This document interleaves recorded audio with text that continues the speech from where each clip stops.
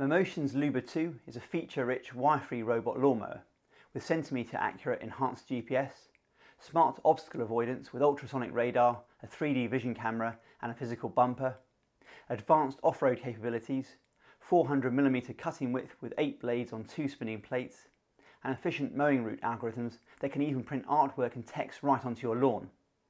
I'll run through its setup and thoroughly test all its features to see if this is the right solution for you.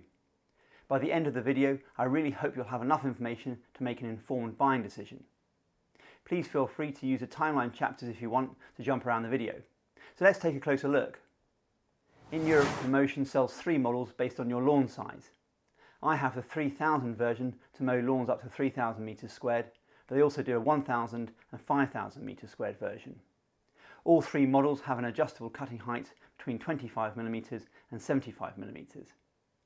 In the US and Canada, Mammotion also do a 10,000 metres squared model, and they also offer an H variant with each model for taller grass between 56mm and 100mm. The mower comes well packaged with everything you need in the box, including the mower itself, the charging station and the RTK antenna. There's also one set of spare blades and a quick start guide. You can download a full user manual and there are video guides for installation which I'd recommend watching before you get started. The mower requires basic assembly. You need to attach the camera module and the bumper and install the security key around the back.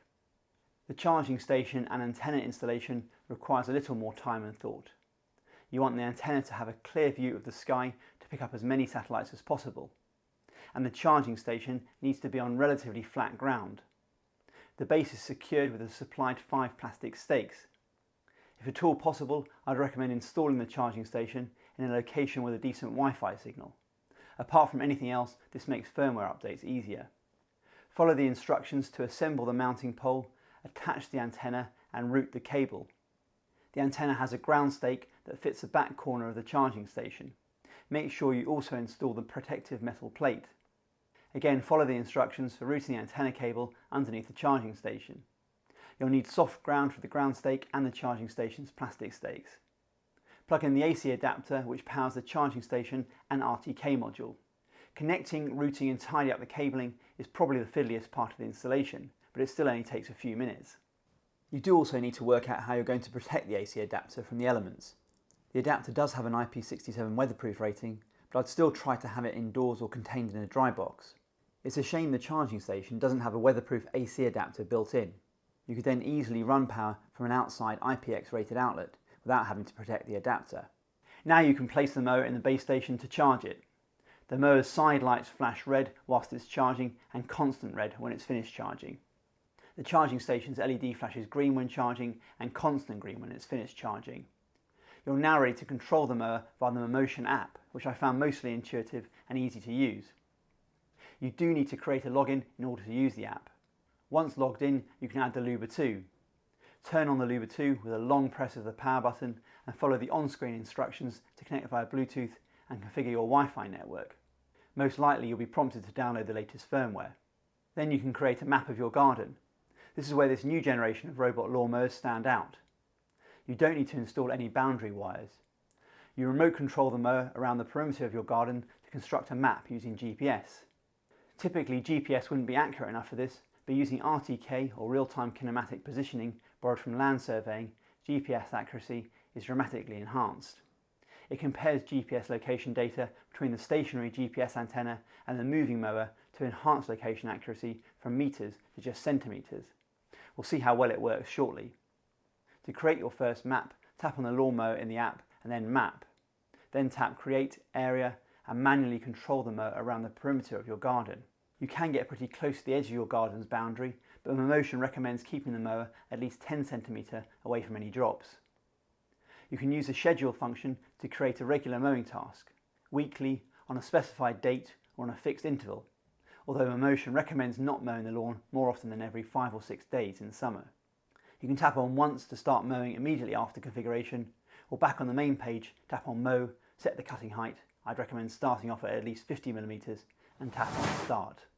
I like the design of the Luba 2 and it feels well made. It is pretty heavy at just under 18 kilograms with its integrated 207 watt-hour battery. All models use the same battery except the 1000 models which only have a 97 watt-hour battery.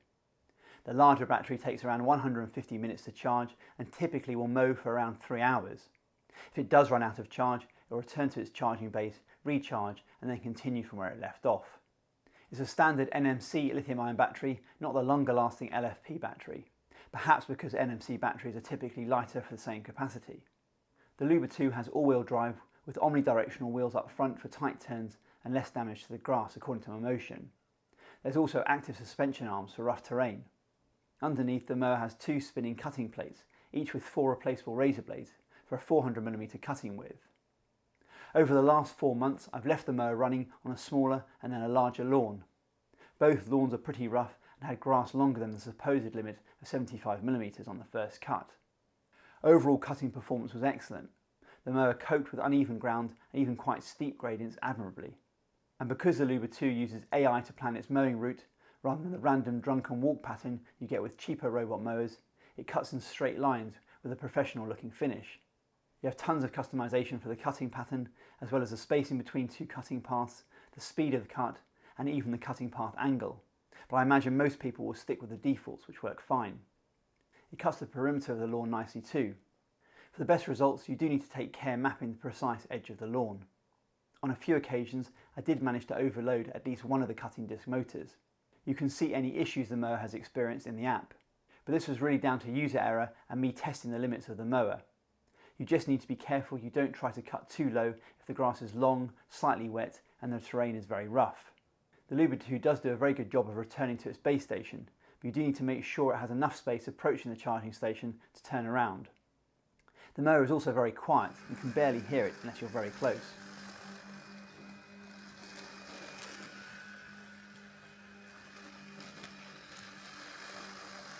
For my small lawn at home, I set up a simple map to test its basic functionality. But in the new property we've been at for the last couple of months with a larger garden, I could experiment with some of the more advanced features of the mower.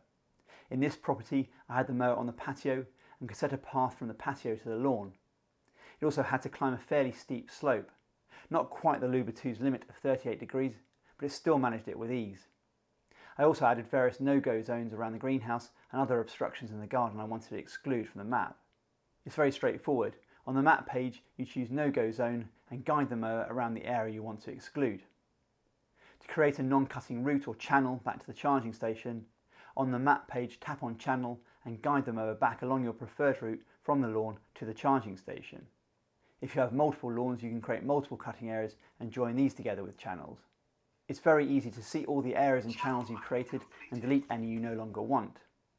I also tested the new pattern feature, where you can create a design or custom text to print into your lawn. You will need a big lawn for anything more than a few letters to account for the width of the mower. I selected a star and scaled it to fit on the lawn. This is also a great test for the RTK positioning, since the mower needs to accurately repeat any design you create. You can see the star came out pretty well. After maybe 6 or 7 cuts, if you look closely, it's not perfect, but with its sharp angles, this is quite a tricky test cut. This lawn printing feature may seem a little gimmicky, but it does have some interesting potential. You could create a perfect circular wildflower meadow in your garden, for example. Overall, the RTK positioning was very accurate in my test, plenty accurate enough for setting a fairly tight perimeter around your garden and any obstructions. But you could improve accuracy by mounting the RTK antenna higher up, on the wall of your house perhaps, using the optional RTK wall mount kit. There's a separate power supply for the RTK module in the Luba 2 box, or there's an optional solar panel. It's worth mentioning that both the RTK antenna and mower need a clear view of the satellites for the best GPS positioning, but they don't need line of sight between each other. They communicate at low frequency that can penetrate buildings and obstacles. If the mower does lose GPS signal temporarily, say underneath a tree, it can use its 3D vision system to help with positioning, although I found this difficult to confirm in my tests. I did test the 3D vision camera with various obstacles and it did a good job avoiding them, both stationary objects, people and animals, including this curious cat. You do have various options for obstacle avoidance using a combination of the 3D vision camera, the ultrasonic radar sensors on the mower's sides and the bumper. I mostly left it on slow touch, which will slow down after detecting an obstacle and bypass it after a collision with the front bumper. You can also use the 3D vision camera for a live view of your cutting, which at first seems again a little gimmicky. but if you have decent Wi-Fi in your garden, this could work well as a mobile security camera when you're away from home. Which is a good segue to the built-in anti-theft system. An alarm will sound if you lift the Luba 2, and you can track its location in the app, but only if you've installed an optional 4G SIM card around the bag. Mammotion also suggests attaching an AirTag to track the device. Additionally, you can't use the app to control the Luba 2 unless you're the original owner or a permitted user, which can be set up in the app under sharing. There's a few other useful features on the Luba 2. There's a rain sensor on the top of the unit. If set up in the app, the mower won't cut the lawn until this dries out. You can also use Amazon's Alexa to control the mower with voice control. And finally, you can directly, manually control and mow an area of the lawn via Bluetooth. Maintenance of the Luba 2 is fairly straightforward. Mammotion recommends changing the blades every 3 months or 150 hours of cutting. After 4 months of fairly heavy use, the original blades still look pretty good, but it's simple to change them. You just need a Phillips screwdriver.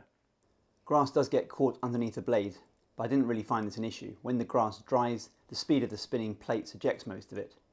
If it bothers you, there are 3D prints to get around this. I also try to clean away trimmings from the base regularly, which can be a little awkward with the blade guards in the way. The mower and charging station do have an IPX6 rating, and the RTK module has an IPX7 waterproof rating. And I also have the optional garage for extra protection. But I still recommend following Mammotion's website instructions for winter storage of the Luba 2, at least where I live on Dartmoor in the UK. With all the damp weather we've had, even over summer, I've had to give the contacts on the mower and the charge station a good clean for reliable charging. Overall, I've been very impressed with the Luba 2. I didn't test the original Luba, but this definitely feels like a second generation product. I had very few issues over hours of testing. The app was easy to use, setup was straightforward, and most of the time it just worked and did a great job cutting the lawn with zero effort after the initial setup. I did manage to overload its motors a couple of times, setting the cutting height too low when the grass was too long, probably a little damp, and the lawn uneven. And on a couple of occasions I had issues charging the mower. I needed to give the contacts on the mower and charging station a good clean, but this was mostly down to me. One area that is difficult to test is longevity, and the Luba 2 only comes with a 2-year warranty, half that of the EcoFlow blade I looked at last year. Also, the blade has a removable long-lasting LFP battery compared to the Luba 2's standard NMC integrated battery. I checked with Mammotion how much a battery replacement would be out of warranty, and was quoted around £300 plus the one-way shipping cost to their repair centre. The Luba 2 is now set up in a 3,000 metre square garden, replacing an expensive ride-on mower. I'll report back next year to see how the mower has fared, so make sure you're subscribed if you don't want to miss that update. You can check the current price of the mower in the video's description, and if you use my links you can help support my channel at no additional cost to you. These wire-free mowers aren't cheap, but if you have a larger lawn and start comparing them to the cost of ride-on mowers together with their associated running costs or lawn mowing services, they start to make more sense. Even comparing them to a cordless lawnmower like Milwaukee's offering, for example, they don't seem so expensive. And of course you still have to find time to mow your lawn with a cordless mower. If there's another robot lawnmower you want me to test, or anything else for that matter, please let me know down below. And as always, if you have any questions, please ask. I read every comment and will do my best to respond. I do hope you found this video useful. Please like the video if you did. I'm releasing videos every week on the latest technology and how to get the most out of it, so please make sure you subscribe. And don't forget to tap the bell icon if you want to get notified as soon as a new video gets uploaded. Thanks for watching.